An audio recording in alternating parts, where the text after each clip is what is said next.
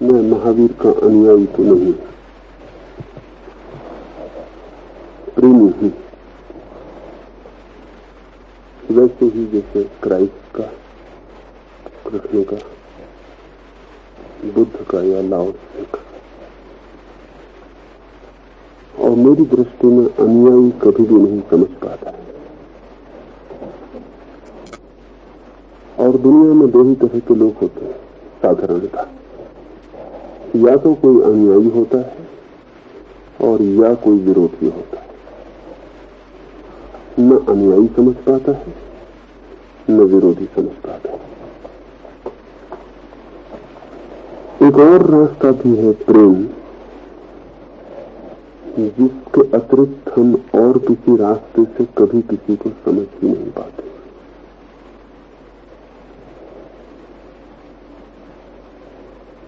अनुयायियों को एक कठिनाई है कि वो एक से बंध जाता है,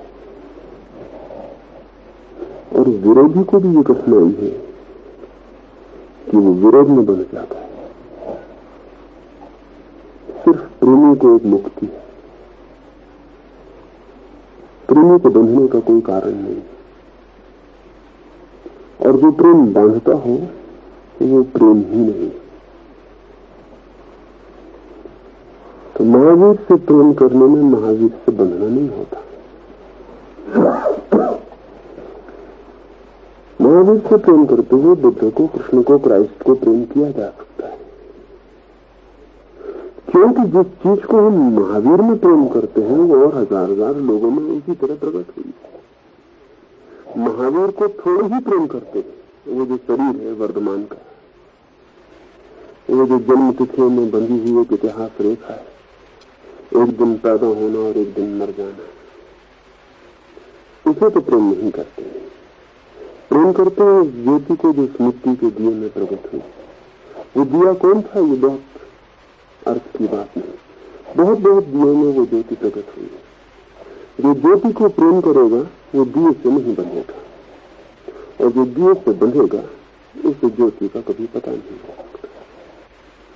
क्योंकि दिए से जो बंध रहा है निश्चित है कि उसे ज्योति का पता नहीं चला। जिसे ज्योति का पता चल जाए उसे दिए की याद भी रही, उसे दिया फिर दिखाई भी पड़ेगा। जिसे ज्योति दिख जाए वो दिए को भूल जाए। इसलिए जो दियों को याद रखते हैं उन्हें ज्योति नहीं दिखती। और जो ज्योति को प्रेम करेगा वो उस ज्योति को थोड़ी ही प्रेम करेगा। वो जो ज्योतिर्मय है, जब एक ज्योति में दिख जाएगा उसे, तो कहीं भी ज्योति है वहीं दिख जाएगा। सूरज में थी, घर में जलने वाली छोटे से दिए में थी, चांतारों में थी, आग में, जहां कहीं भी ज्योति है वहीं दिख जाएगा। लेकिन अनुयायी व्यक्तियों से बंधे, विरोधी व्यक्तियों से बंधे। प्रेमी भर को व्यक्ति से बंधने की कोई जरूरत नहीं। तो मैं प्रेमी हूं और इसलिए मेरा कोई बंधन नहीं है महावीर से। और बंधन न हो तो ही समझ हो सकती है, अंडरस्टैंडिंग हो सकती है।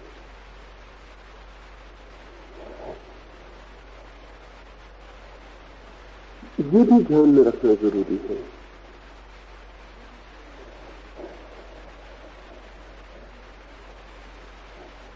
कि महावीर को चर्चा के लिए क्यों चुने? बहाना है सिर्फ, जैसे खूंटी होती है, कपड़ा टांगना प्रयोजन होता है, खूंटी कोई भी काम दे सकती है। महावीर भी काम दे सकते हैं ज्योति के स्मरण, बुद्ध भी, कृष्ण भी, क्राइस्ट भी, किसी भी खूंटी से काम लिया जा सकता है। स्मरण उस ज्योति का जो हमारे दिए में भी जल सकती है। स्मरण मूल्यवान मानता हूं, अनुकरण नहीं। और स्मरण भी महावीर का जब हम करते हैं तो भी महावीर का स्मरण नहीं है, वो स्मरण है उस तत्व का जो महावीर में प्रकट हुआ। और उस तत्व का स्मरण आ जाए तो तत्काल स्मरण आत्मस्मरण बन जाता है, और वही सार्थक है जो आत्मस्मरण की तरफ ले जाए। लेकिन महावीर की पूजा से ये नहीं होता। पूजा से आत्मस्मरण नहीं आता। बड़ी मजे की बात है, पूजा आत्मविस्मरण का उपाय है। जो अपने को भूलना चाहते हैं वे पूजा में लग जाते हैं। उनके लिए भी महावीर खूंटी का काम देते हैं, बुद्ध कृष्ण सब खूंटी का काम देते हैं। जिसे अपने को भूलना है वो अपने भूलने का वस्त्र उनकी खूंटी पे टांग लेता है। अनुयायी, भक्त, अंधे, अनुकरण करने वाले भी महावीर बुद्ध कृष्ण की खूंटियों का उपयोग कर रहे हैं आत्मविस्मरण के लिए। पूजा, प्रार्थना, अर्चना सब विस्मरण। स्मरण बहुत और बात है। स्मरण का अर्थ है कि हम महावीर में उस सार को खोज पाए, देख पाए, किसी ने भी, कहीं पे भी वो सार हमें दिख जाए, उसकी एक झलक मिल जाए, उसका एक स्मरण हो जाए कि ऐसा भी हुआ है, ऐसा भी किसी व्यक्ति में होता है, ऐसा भी संभव है। ये संभावना का बोध तत्काल हमें अपने प्रति जगा देगा कि जो किसी एक में संभव है, जो एक मनुष्य में संभव है, वो फिर मेरी संभावना क्यों न बने। और तब हम पूजा में न जाएंगे, बल्कि एक अंतर पीड़ा, एक इनर सफरिंग में उतर जाएंगे। जैसे जले हुए दिए को देखकर बुझा हुआ दिया एक आत्म पीड़ा में उतर जाए और उसे लगे कि मैं व्यर्थ हूं, मैं सिर्फ नाम मात्र को दिया हूं, क्योंकि वो ज्योति कहां, वो प्रकाश कहां। मैं सिर्फ अवसर हूं अभी जिसमें ज्योति प्रकट हो सकती, लेकिन अभी हुई नहीं। लेकिन बुझे हुए दियों के बीच बुझा हुआ दिया रखा रहे तो उसे छाल देना है, पता भी नहीं। तो करोड़ बुझे हुए दियों के बीच में भी जो स्मरण नहीं आ सकता, वो एक जले हुए दिए के निकट आ सकता है। महावीर या बुद्ध या कृष्ण का मेरे लिए इससे ज्यादा कोई प्रयोजन नहीं। वे जले हुए दिए और उनका ख्याल और उनके जले हुए दिए की ज्योति की लपट एक बार भी हमारी आंखों में पहुंच जाए तो हम फिर वही आत्मा नहीं हो सकेंगे जो हम कल तक थे, क्योंकि हमारी एक नई संभावना का द्वार खुल गया जो हमें पता ही नहीं था कि हम हो सकते हैं। उसकी प्यास जग गई। ये प्यास जग जाए तो कोई भी बहाना बनता है, इससे कोई प्रयोजन नहीं। तो मैं महावीर को भी बहाना बनाऊंगा, कृष्ण को भी, क्राइस्ट को भी, बुद्ध को भी, लाओत्से को भी। फिर हमने बहुत तरह के लोग, और कई बार ऐसा होता है कि जिसे लाओत्से में ज्योति दिख सकती है उसे हो सकता है बुद्ध में ज्योति न दिखे। और ये भी हो सकता है कि जिसे महावीर में ज्योति दिख सकती है उसे लाओत्से में ज्योति न दिखे। एक बार अपने में ज्योति दिख जाए तब तो लाओत्से बुद्ध का मामला ही नहीं, तब तो सड़क से चलते हुए साधारण आदमी में भी ज्योति दिखने लगती है। तब तो फिर ऐसा आदमी नहीं दिखता जिसमें ज्योति ना हो। तब तो आदमी बहुत दूर की बात है, पशु पक्षी में भी वही ज्योति दिखने लगती है। पशु पक्षी भी बहुत दूर की बात है, पत्थर में भी वो ज्योति दिखने लगती है। एक बार अपने में दिख जाए तब तो सब में दिखने लगती है, लेकिन जब तक स्वयं में नहीं दिखी है तब तक जरूरी नहीं कि सभी लोगों को महावीर में ज्योति दिखे। उसके कारण व्यक्ति व्यक्ति के देखने के ढंग में भेद है और व्यक्ति व्यक्ति के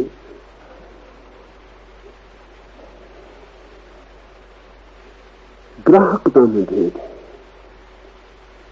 और व्यक्ति व्यक्ति के रुझान और रुचि में भेद है। एक सुंदर युवती है, जरूरी नहीं सभी को सुंदर मालूम पड़े। मजनू को पकड़ लिया था उसके गांव के सम्राट ने, और मजनू की पीड़ा की खबरें उस तक पहुंची थी। उसका रात देर तक वृक्षों के नीचे रोना और चिल्लाना,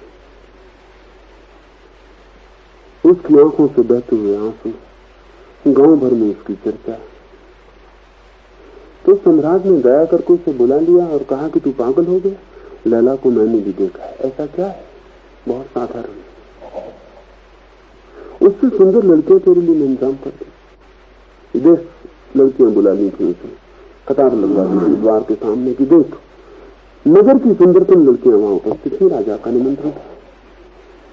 लेकिन मजनू ने देखा तक नहीं, और मजनू खूब हंसने लगा। उसने कहा कि आप समझेंगे, लैला को देखने के लिए मजनू की आंख है, अब आंख आपके पास नहीं, तो हो सकता है लैला आपको साधारण दिखी हो। लैला में नहीं देख सकता हूं असाधारण, मैं मजनू हूं। मजनू की आंख लैला को पैदा करती है, आविष्कार करती है, उद्घाटन करती है। यानी लैला होने के लिए एक मजनू चाहिए, नहीं तो लैला लैला भी नहीं है, उसका पता भी नहीं चलता, उसका आविष्कार भी नहीं होता है। और एक एक व्यक्ति में बुनियादी भेद है, इसलिए दुनिया में इतने तीर्थंकर, इतने अवतार, इतने गुरु, और इसलिए ऐसा हो सकता है कि बुद्ध और महावीर जैसे व्यक्ति एक ही गांव में एक ही दिन ठहरे और गुजरे हों, एक ही इलाके में वर्ष वर्ष घूमे हों, फिर भी गांव में किन्हीं को बुद्ध दिखाई पड़े हों, किन्हीं को महावीर दिखाई पड़े हों, और किन्हीं को दोनों न दिखाई पड़े। तो जब मैं कुछ देखता हूं तो जो है दिखाई पड़ रहा है वही महत्वपूर्ण नहीं है। मेरे पास देखने की एक विशिष्ट दृष्टि, और प्रत्येक व्यक्ति की अलग है। किसी को महावीर में वो ज्योति दिखाई पड़ सकती है, और तब उस बेचारी की मजबूरी है। हो सकता है वो कहे कि बुद्ध में कुछ भी नहीं, और वो कहे जीसस में क्या है, मोहम्मद में क्या है, लेकिन उसकी ना समझी, वो जरा जल्दी कर रहा है, वो बहुत सहानुभूतिपूर्ण नहीं मालूम हो रहा, वो समझ नहीं रहा है। और जब कोई उससे कहेगा कि महावीर में कुछ भी नहीं है तो क्रोध से भर जाएगा। अब भी वो नहीं समझ पा रहा है कि जब मैं कहता हूं कि जीसस में कुछ नहीं दिखाई पड़ता, तो हो सकता है कि किसी को महावीर में कुछ भी नहीं दिखाई पड़े। महावीर में जो है उसे देखने के लिए विशिष्ट आंख चाहिए। और जमीन पर भिन्न भिन्न तरह के लोग हैं, बहुत भिन्न भिन्न तरह के लोग हैं। कोई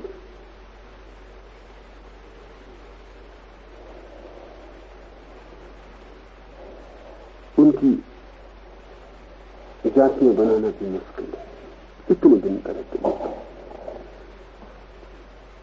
लेकिन एक बार दिख जाए सोम, तब सब भिन्नताएं खो जाती हैं। सब भिन्नताएं दियों की भिन्नताएं हैं, ज्योति की भिन्नता नहीं है। दिए भिन्न भिन्न, बहुत बहुत आकार के हैं, बहुत बहुत रूप के हैं, बहुत बहुत रंगों के हैं, बहुत बहुत कारीगरों ने उन्हें बनाया है, बहुत बहुत उनके सृष्टा हैं, उनके निर्माता हैं।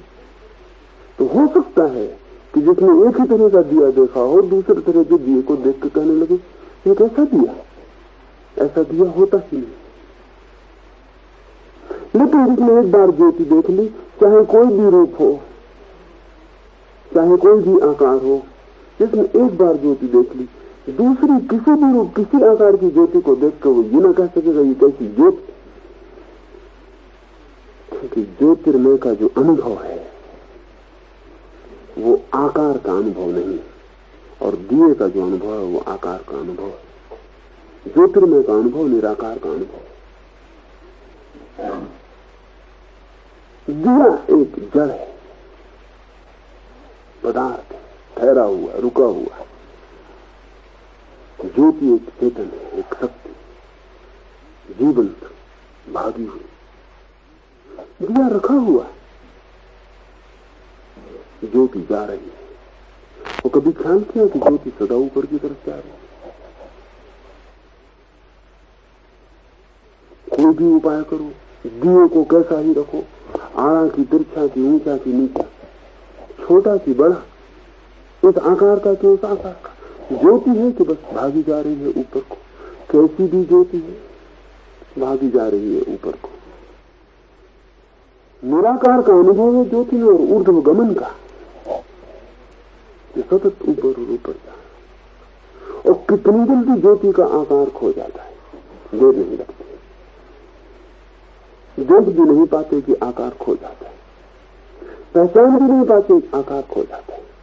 ज्योति कितनी जल्दी छोटा सा आकार लेती फिर निराकार में हो जाती, फिर खोजने चले जाओ, मिलेगी रहेगी। थी अभी थी और अब नहीं, लेकिन ऐसा कहीं हो सकता है कि जो था वो अब न हो जाए। तो ज्योति एक मिलन है आकार और निराकार का, प्रतिपल आकार निराकार में जा रहा है। हम आकार तक देख पाए तो भी हम अभी ज्योति को नहीं देख पाए, क्योंकि वो जो आकार से पार संक्रमण हो रहा है निराकार में वही है। और इसलिए ऐसा हो जाता है कि दियों को पहचानने वाले ज्योतियों के संबंध में झगड़ा करते रहते, और दियों को पकड़ने वाले ज्योतियों के नाम पर पंथ और संप्रदाय बना देते। और ज्योति से दिए का क्या संबंध है? ज्योति से दिए का संगति भी क्या है? दिया सिर्फ एक अवसर था जहां ज्योति घटी, और वो जो ज्योति का आकार दिखा था वो भी सिर्फ एक अवसर था जहां से ज्योति निराकार में गई।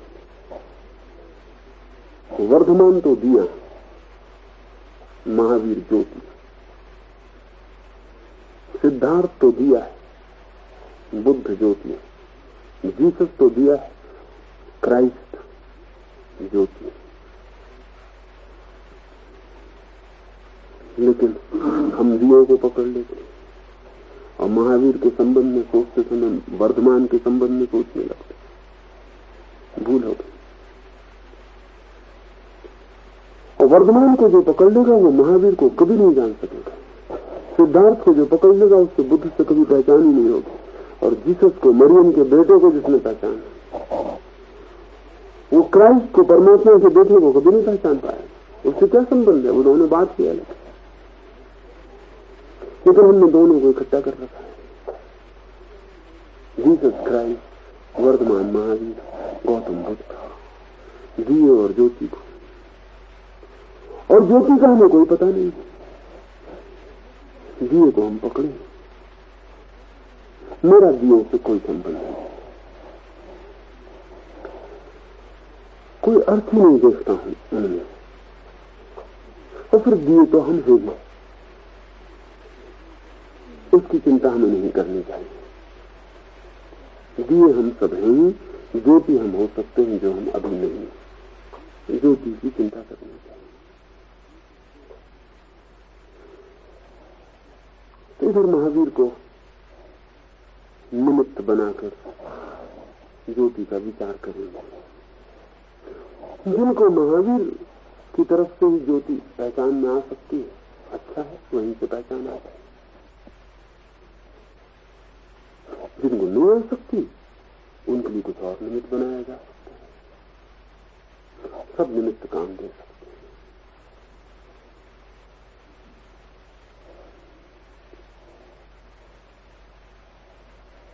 बहुत विशिष्ट है महावीर, इसलिए सोचना तो बहुत जरूरी है उन पर। लेकिन विशिष्ट किसी दूसरे की तुलना में नहीं। आमतौर से हम ऐसा ही सोचते हैं, जब हम कहते हैं कोई व्यक्ति विशिष्ट है तो हम पूछते हैं किससे। जब मैं कहता हूं बहुत विशिष्ट है महावीर, तो मैं ये नहीं कहता हूं कि बुद्ध से कि मोहम्मद से। तुलना में नहीं कह रहा हूं, बहुत विशिष्ट है इस अर्थ में जो घटना घटी उससे। वो जो घटना घटी, वो जो ज्योतिर्मय होने की घटना और निराकार में विलीन हो जाने की घटना घटी, उससे विशिष्ट। उस अर्थ में जीसस विशिष्ट, मोहम्मद विशिष्ट, कन्फ्यूशियस विशिष्ट। उस अर्थ में वही विशिष्ट है जो आकार को खोकर निराकार में चला गया। वही है विशिष्टता। हम अविशिष्ट हैं, हम साधारण हैं। साधारण इस अर्थ में कि वो घटना भी नहीं घटी। दुनिया में दो ही तरह के लोग हैं, साधारण और असाधारण। साधारण से मेरा मतलब है जो भी सिर्फ दिया है, ज्योति बन सकते हैं। साधारण असाधारण का अवसर है, मौका है, बीज। और असाधारण वो है जो ज्योति बन गया और गया वहां उस घर की तरफ जहां पहुंच के शांति है, जहां आनंद है, जहां खोज का आनंद है और उपलब्ध है। इसलिए विशिष्ट जब मैं कह रहा हूं तो मेरा मतलब ये नहीं कि किसी से विशिष्ट। विशिष्ट जब मैं कह रहा हूं तो मेरा मतलब है साधारण नहीं, असाधारण। हम सब साधारण हैं और हम सब असाधारण हो सकते हैं। और जब तक हम साधारण हैं तब तक हम साधारण के बीच में भी साधारण असाधारण के जो भेद खड़े करते हैं वो एकदम ना समझे। साधारण बस साधारण ही है। वो चपरासी है कि राष्ट्रपति, इससे कोई फर्क नहीं पड़ता। ये साधारण के ही दो रूप है। चपरासी पहली सीढ़ी तो राष्ट्रपति आखिरी सीढ़ी। चपरासी भी चढ़ता जाए तो राष्ट्रपति हो जाए, और राष्ट्रपति उतरता है तो चपरासी हो जाए। चपरासी चढ़ जाते हैं और राष्ट्रपति उतर आते हैं, दोनों काम चलता है। ये एक ही सीढ़ी पर सारा खेल है, साधारण की सीढ़ी पर। साधारण की सीढ़ी पर सभी साधारण ही, चाहे वो किसी भी पैरदान पर खड़े हो, वो किसी भी सीढ़ी पर खड़े हो, नंबर 1 की कि नंबर 1000 की कि नंबर 0 की, इससे कोई फर्क नहीं पड़ता। एक सीढ़ी साधारण की, और इस साधारण की सीढ़ी से जो छलांग लगा जाते हैं वे असाधारण में पहुंच जाते हैं। असाधारण की कोई सीढ़ी नहीं, इसलिए असाधारण दो व्यक्तियों में नीचे ऊपर कोई नहीं होता। जब लोग पूछते हैं कि बुद्ध ऊंचे की महावीर, कि कृष्ण ऊंचे की क्राइस्ट, तो वे अपनी साधारण की सीढ़ी के गणित से असाधारण लोगों को सोचने चल पड़े। और ऐसे पागल भी हैं कि किताबें भी लिखते हैं कि कौन किससे ऊंचा, और उन्हें पता नहीं है कि ऊंचा और नीचे का जो ख्याल है वो साधारण दुनिया का ख्याल है। असाधारण ऊंचा और नीचा नहीं होता। असल में जो ऊंचे नीचे की दुनिया के बाहर चला जाता है वही असाधारण है। तो वह कैसी तौल के कबीर कहाँ की नानक कहाँ, और ऐसी किताबें हैं और ऐसे नक्शे बनाए हैं लोगों ने कि कौन किस सीढ़ी पर खड़ा है, वहां भी कि कौन आगे है, कौन पीछे है, कौन किस खंड में पहुंच गया है। वो साधारण लोगों की दुनिया है, और साधारण लोगों के ख्याल है वो वहां भी वही सोच रहे हैं। वहां कोई ऊंचा नहीं है, कोई नीचा नहीं है। असल में ऊंचा और नीचा जहां तक है वहां तक दिया है, बड़ा और छोटा जहां तक है वहां तक दिया है। ज्योति बड़ी और छोटी होती है नहीं, ज्योति या तो ज्योति होती है या नहीं होती। ज्योति बड़ी और छोटी का क्या मतलब?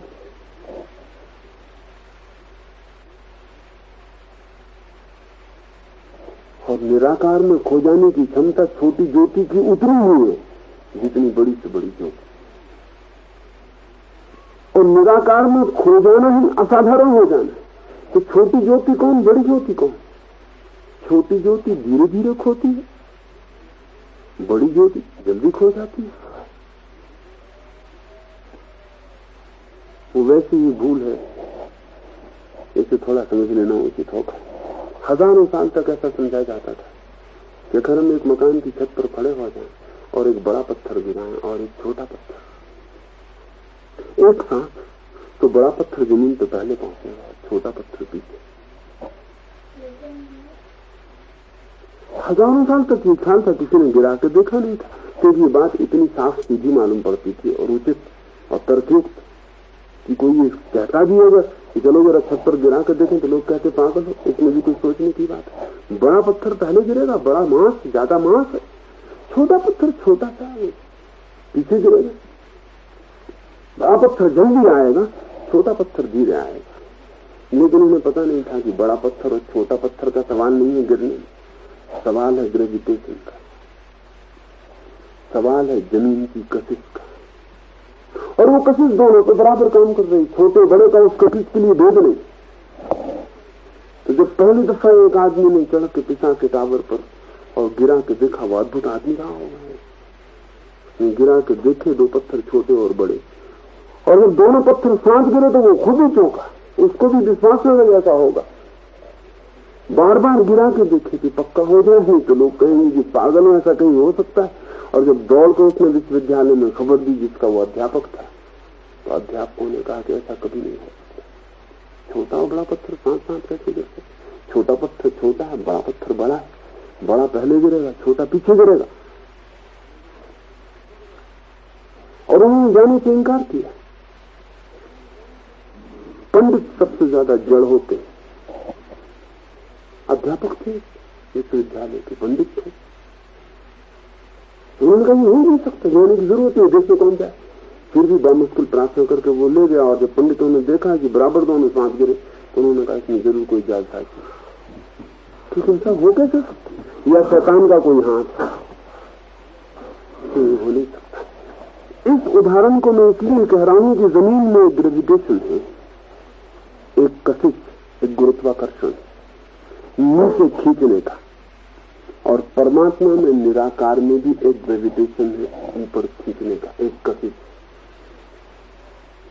वो जो निराकार फैला हुआ है ऊपर, वो चीजों को ऊपर खींचता है। हम जमीन की कशिश को तो पहचान रहे हैं कि उस ऊपर की कशिश को हम नहीं पहचान पाते, क्योंकि जमीन पर हम सब हैं। उस ऊपर की कशिश पे कभी कोई जाता है, और जो जाता है वो लौटता नहीं, तो कुछ खबर मिलती नहीं। वो जो ऊपर की कशिश है उसी का नाम ग्रेस, इसका ग्रेविटी, उसका ग्रेस, उसका गुरुत्वाकर्षण, उसका प्रभु प्रसाद। कोई और नाम भी दें तो उससे कुछ फर्क नहीं पड़ता। वह छोटी और बड़ी ज्योति का सवाल नहीं है, कोई ज्योति भर बन जाए बस।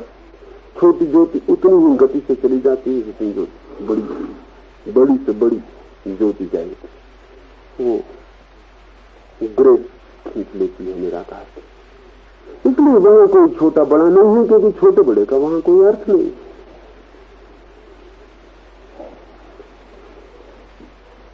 तो बुद्ध या महावीर कौन बड़ा कौन छोटा, ये साधारण लोगों की गणित की दुनिया है जिससे हम हिसाब लगाते हैं। और साधारण गणित की दुनिया से असाधारण लोगों को नहीं तोला जा सकता, इसलिए वहां कोई बड़ा छोटा नहीं। साधारण से बाहर जो हुआ वो बड़े छोटे की गणना के बाहर हो जाता है। इसलिए इससे बड़ी भ्रांति कोई और नहीं हो सकती है कि कोई कृष्ण में, कोई क्राइस्ट में, कोई बुद्ध में, महावीर में तौल करने बैठे, कोई कबीर में, नानक में, रमन में, कृष्णमूर्ति में कोई तौल करने बैठे।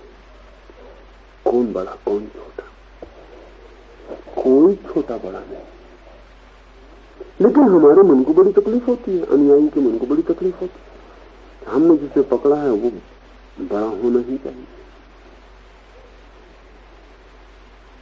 और इसलिए मैंने कहा कि अनुयायी कभी नहीं समझ पाता। समझ ही नहीं सकता, अनुयायी को थोपता है अपनी तरफ से। समझने के लिए बड़ा सरल चित्त चाहिए, अनुयायी के पास सरल चित्त नहीं होता। विरोधी भी नहीं समझ पाता क्योंकि वो छोटा करने के आग्रह में होता है, अनुयायी से उल्टी कोशिश में लगा होता है। प्रेमी समझ पाता है, इसलिए जिसे भी समझना हो उसे प्रेम करना, और प्रेम सदा बेशर्त है। अगर कृष्ण को इसलिए प्रेम किया कि तुम मुझे स्वर्ग ले चलना, तो ये प्रेम शर्तपूर्ण हो गया, इसमें कंडीशन शुरू हो गई। अगर महावीर को इसलिए प्रेम किया कि तुम ही सहारे हो, तुम ही पार ले चलोगे भवसागर के, शर्त शुरू हो गई, प्रेम खत्म हो गया। प्रेम है बेशर्त, कोई शर्त ही नहीं। प्रेम ये नहीं कहता कि तुम मुझे कुछ देना, प्रेम का मांग से कोई संबंध ही नहीं। जहां तक मांग है वहां तक सौदा है, जहां तक सौदा है वहां तक प्रेम नहीं। सब अनुयायी सौदा करते हैं, इसलिए कोई अनुयायी प्रेम नहीं कर पाता। और विरोधी किसी और से सौदा कर रहा है, इसलिए विरोधी हो गया। और विरोधी भी इसलिए हो गया है कि उसे सौदे का आश्वासन नहीं दिखाई पड़ता है कि कृष्ण कैसे ले जाएंगे, तो कृष्ण को उसने छोड़ दिया, इंकार कर दिया। प्रेम का मतलब है बेशर्त, प्रेम का मतलब है वो आंख जो परिपूर्ण सहानुभूति से भरी है और समझना चाहती है, मांग कुछ भी नहीं। तो महावीर को समझने के लिए पहली बात तो मैं ये कहना चाहूंगा, कोई मांग नहीं, कोई सौदा नहीं, कोई अनुकरण नहीं, कोई अनुयायी का भाव नहीं। एक सहानुभूतिपूर्ण दृष्टि, एक व्यक्ति हुआ जिसमें कुछ घटा, हम देखें कि क्या घटा, पहचानें कि क्या घटा, खोजें कि क्या घटा। इसलिए जैन कभी महावीर को नहीं समझ पाएगा, उसकी शर्त बंधी।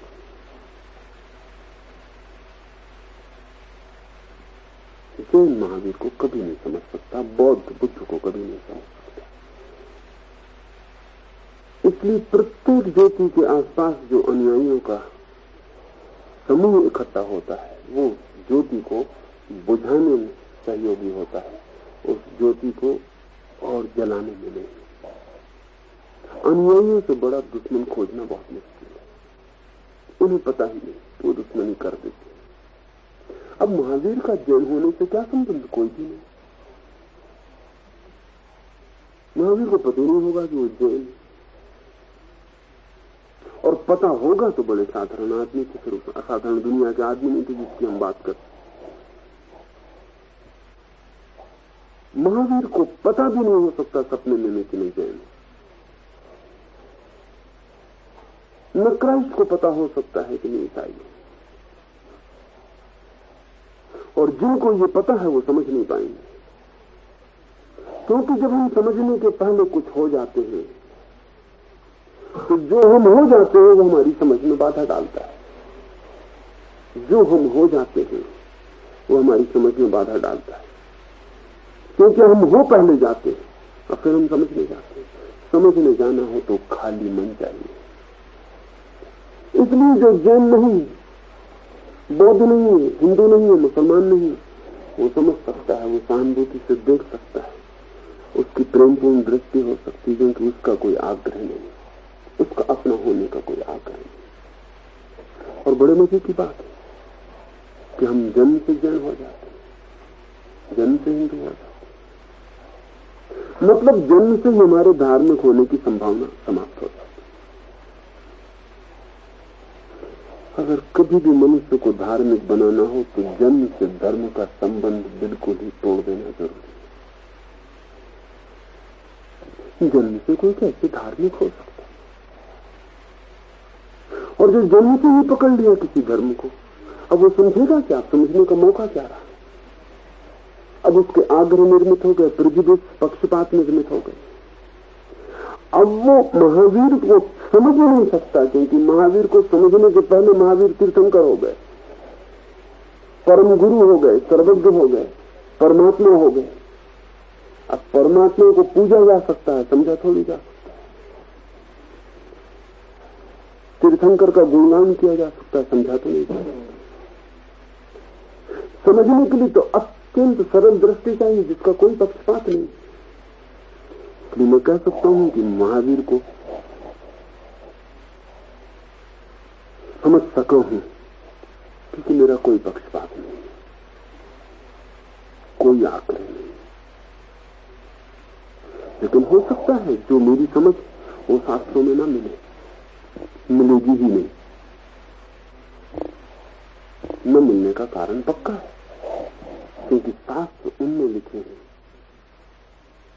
जो बंधे, शास्त्र उनमें लिखे हैं जो अनुयायी, शास्त्र उनमें लिखे हैं जो जैन है, शास्त्र उनमें लिखे हैं जिनके लिए महावीर तीर्थंकर सर्वज्ञ, शास्त्र उनमें लिखे हैं जिन्होंने महावीर को समझने के पहले कुछ मान लिया है। मेरी समझ शास्त्र से मेल न खाए, और ये मैं आपसे कहना चाहता हूं कि समझ कभी भी शास्त्र से मेल नहीं खाएगी। समझ और शास्त्र में बुनियादी विरोध रहा है। शास्त्र ना समझ रचते हैं,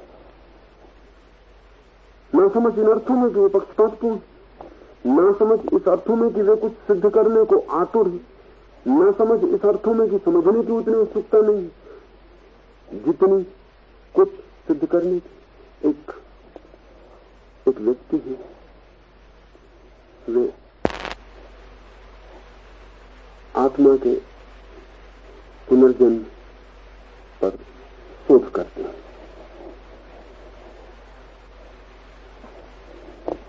मुझे किसी ने उन्हें मिला है तो उन्होंने मुझसे कहा हिंदुस्तान के बाहर न मालूम कितने विश्वविद्यालयों में जो बोले, यहाँ के विश्वविद्यालय से संबंधित है, एक उस विश्वविद्यालय में विभाग ही बना रखा है जो पुनर्जन्म के संबंध में खोज करता। कुछ मित्र उन्हें मेरे पास लाए थे मिला में, 10-25 मित्र इकट्ठे हो गए थे। आते ही उनसे बात हुई तो उन्होंने पहला मैंने उनसे पूछा आप क्या कर रहे हैं? तो उन्होंने कहा कि मैं वैज्ञानिक रूप से सिद्ध करना चाहता हूं कि आत्मा का पुनर्जन्म होता है। मैंने उनसे कहा कि एक बात निवेदन करूं, अगर वैज्ञानिक रूप से सिद्ध करना चाहते हैं, ऐसा कहते हैं, तो आप अवैज्ञानिक हो गए। वैज्ञानिक होने की पहली शर्त यह है कि हम कुछ सिद्ध नहीं करना चाहते, जो है उसे जानना चाहते हैं। वैज्ञानिक होना है अगर तो आपको कहना चाहिए हम जानना चाहते हैं कि आत्मा का पुनर्जन्म होता है या नहीं होता है। आप कहते हैं मैं वैज्ञानिक रूप से सिद्ध करना चाहता हूं कि आत्मा का पुनर्जन्म होता है, तो आपने तो पहले ही मान लिया है कि पुनर्जन्म होता है। अब सिर्फ सिद्ध करने की बात रह गई, तो आप उसको वैज्ञानिक रूप से सिद्ध कर रहे हैं, तो अवैज्ञानिक तो आप हो ही गए। इसमें विज्ञान का नाम पीछे मत डालें व्यर्थ। वैज्ञानिक बुद्धि कुछ भी सिद्ध नहीं करना चाहती, जो है उसे जानना चाहती, और शास्त्रीय बुद्धि इसीलिए अवैज्ञानिक हो गई कि वो कुछ सिद्ध करना चाहती है, जो है उसे जानना नहीं चाहती। जो है हो सकता है हमारे मानने, समझने, सोचने से बिल्कुल भिन्न हो, विपरीत हो। तो इसलिए शास्त्रीय बुद्धि का आदमी परंपरा से बंधा, संप्रदाय से बंधा, भयभीत है। सत्य पता नहीं कैसा हो, और सत्य कोई हमारे अनुकूल ही होगा ये जरूरी नहीं, और अनुकूल ही होता तो हम कभी के सत्य में मिल गए होते। संभावना तो यही है कि वो प्रतिकूल होगा, हम असत्य वो प्रतिकूल होगा। लेकिन हम सत्य को अपने प्रतिकूल ढालना चाहते हैं, और तब सत्य भी असत्य हो जाता है। सब शास्त्रीय बुद्धियां असत्य की तरफ ले जाती हैं। तो मेरी बात न मालूम कितने तलों पर मेल नहीं खाएगी। मेल खा जाए यही आश्चर्य है, कहीं खा जाए तो वो संयोग की बात है, न खाना बिल्कुल स्वाभाविक होगा। फिर शास्त्र से मेरी पकड़ नहीं। महावीर को खोजने का एक ढंग तो ये है कि महावीर के संबंध में जो परंपरा